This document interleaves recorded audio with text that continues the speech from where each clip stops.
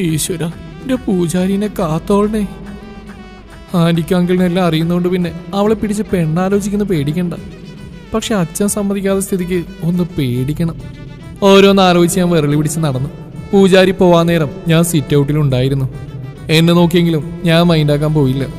അയലത്തെ കുട്ടി പോലും അച്ഛൻ. ഞാൻ മുഖം ബലൂണ് പോലെ വീർപ്പിച്ച് വെച്ച് അങ്ങേരത് കണ്ട് ചിരിച്ചുകൊണ്ടങ്ങ് പോയി. അന്ന് പിന്നെ ഞാൻ ആന്റിയുടെ വീട്ടിലേക്ക് പോയതേ ഇല്ല. ആ കുട്ടി പിശാചാണെങ്കിൽ ആന്റിയുടെ വാലുപോലെ എപ്പോഴും കൂടെയുണ്ട്.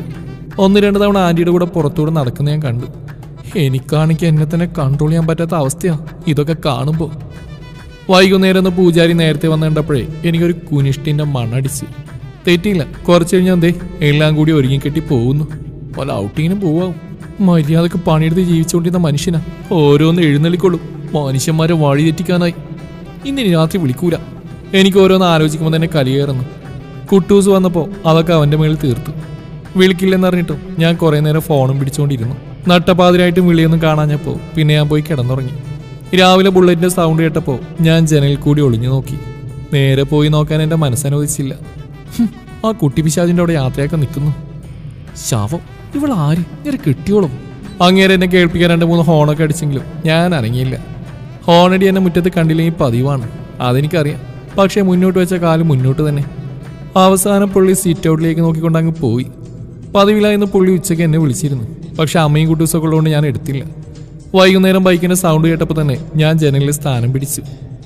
ആശാനി ഇന്നും പതിവ് തെറ്റിച്ചില്ല. പുള്ളിക്കാരൻ്റെ കണ്ണ് ഇപ്പോഴും സീറ്റ് ഔട്ടിൽ തന്നെയാണ്. അതെനിക്ക് കുറച്ച് സുഖിച്ചു. ഇന്ന് രാത്രി വിളിക്കുന്നറിയുന്നതുകൊണ്ട് ഞാൻ നേരത്തെ ഭക്ഷണം കഴിച്ച് റൂമിൽ പോയിരുന്നു. അവിടെ ആ ശവം ഉറങ്ങിയിട്ടില്ല. അതിൻ്റെ കാളരാഗം ഇവിടെ കേൾക്കാം. അങ്ങേരുന്ന് നേരത്തെ വിളിക്കുന്ന വിചാരിച്ചെങ്കിലും അതുണ്ടായില്ല. പക്ഷെ ഞാൻ കാത്തിരുന്നു. ഫോൺ വന്നപ്പോൾ ഒറ്റ റിങ്ങിന് എടുക്കാമായിരുന്നെങ്കിലും ഞാൻ കുറേ കഴിഞ്ഞാണ് ഫോൺ എടുത്ത്. നീ ചത്തില്ലേ? ആ ബെസ്റ്റ്. നമ്മളെ പിടിച്ച് ആശ്വസിപ്പിക്കുന്നൊക്കെ വിചാരിച്ചിരിക്കുമ്പോഴാണ് ഈ ചോദ്യം. ഇത് മനുഷ്യൻ്റെ കുഞ്ഞു തന്നെയല്ലേ? ഇങ്ങേരുടെ വികാരപ്പെട്ടിക്ക് കാര്യമായിട്ട് എന്തോ തകരാറുണ്ട്. ഓ, പുതിയ ആള് വന്ന് കയറിയതുകൊണ്ട് ഇനിയിപ്പം നമ്മളെയൊന്നും വേണ്ടാലോ അല്ലേ? ചത്താലെന്തില്ലെങ്കിലെന്ത്? ഞാൻ കൊള്ളിച്ച് പറഞ്ഞു. ആ വേണ്ട, നിന്ന പോലെ ഒരു കുശുമ്പെ കിട്ടുന്നതിലും ഭേദം സന്യസിക്കാൻ പോകുന്നതാ. ഉരുളക്ക് ഉപ്പേരി പോലെ അവിടുന്ന് മറുപടി വന്നു. അങ്ങ് ചെല്ല്. നിങ്ങളെപ്പോലെ ഒരു കാട്ടുകോഴി ഇനി സന്യസിക്കാതിൻ്റെ കുറവും കൂടിയുള്ളൂ. കോഴി നിന്റെ തന്ത. ഇതെൻ്റെ തന്തേനെ പറഞ്ഞാലുണ്ടല്ലോ. ഞങ്ങൾ കുറേ നേരം ഇരുന്ന് തല്ലുകൂടി. പിന്നെ നടപടിയാവുന്ന കേസെല്ലാം തോന്നിയപ്പോൾ ഞാൻ കോൾ കട്ട് ചെയ്ത് ഫോൺ സ്വിച്ച് ഓഫ് ചെയ്ത് വെച്ച് മൂടി പതിച്ച് കിടന്നുറങ്ങി. പക്ഷേ രാവിലെ തന്നെ ഞാൻ തിരിച്ച് ഡ്യൂട്ടി കയറി. ഒളിഞ്ഞു നോട്ടം. ഞാൻ ഇവിടെയാണെങ്കിലും കണ്ണ് ഹൃദയവും പൂജാരിയുടെ വീട്ടിലാണ്. മൊത്തമായിട്ട് അങ്ങോട്ട് പോകണമെന്നുണ്ട്. പക്ഷെ അതിനെൻ്റെ അഹങ്കാരം സമ്മതിക്കുന്നില്ല. ഇന്നാണെങ്കിൽ പൂജാരി പോകുന്നതും കണ്ടില്ല. ഇന്ന് ലീവാണെന്ന് തോന്നുന്നു.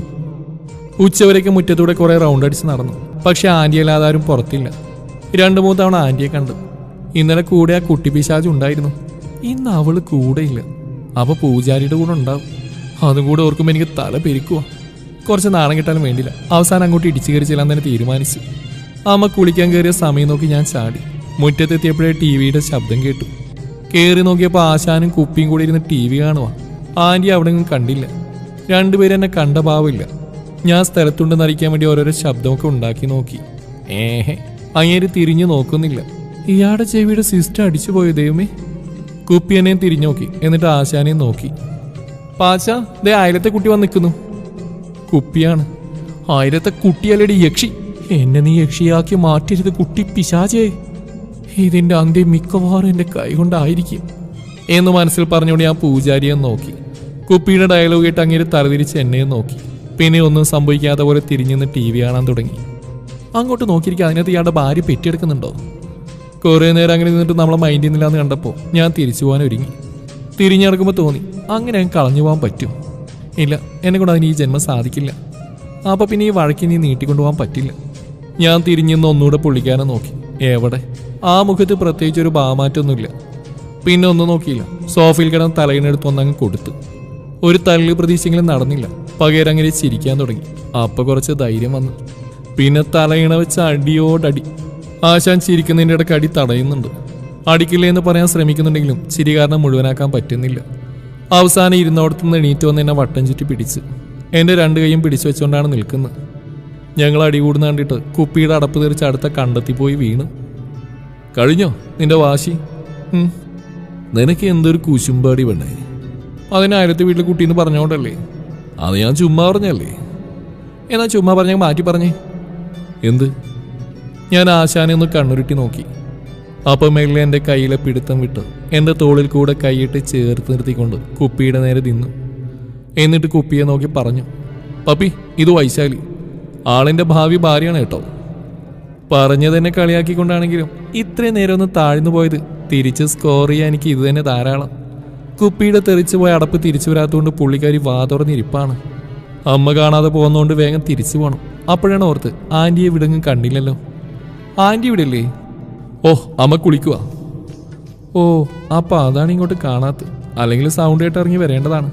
ഞാൻ പോവാനിറങ്ങി. ഞാൻ കുപ്പിയെ നോക്കിയപ്പോൾ പുള്ളിക്കാരിയുടെ പോയ റിലേ തിരിച്ചു വന്നിട്ടില്ല. ആള് സോഫയിൽ ഒരുവിധം പറ്റിച്ചേർന്നാണ് ഇരിപ്പ്. കണ്ടപ്പോൾ എനിക്ക് പാവം തോന്നി. ബാക്കി റിലേ കൂടി കളയണ്ടെന്ന് വെച്ച് ഞാൻ പിന്നെ കൂടുതൽ ഡെക്കറേഷൻ ഒന്നും പോയില്ല.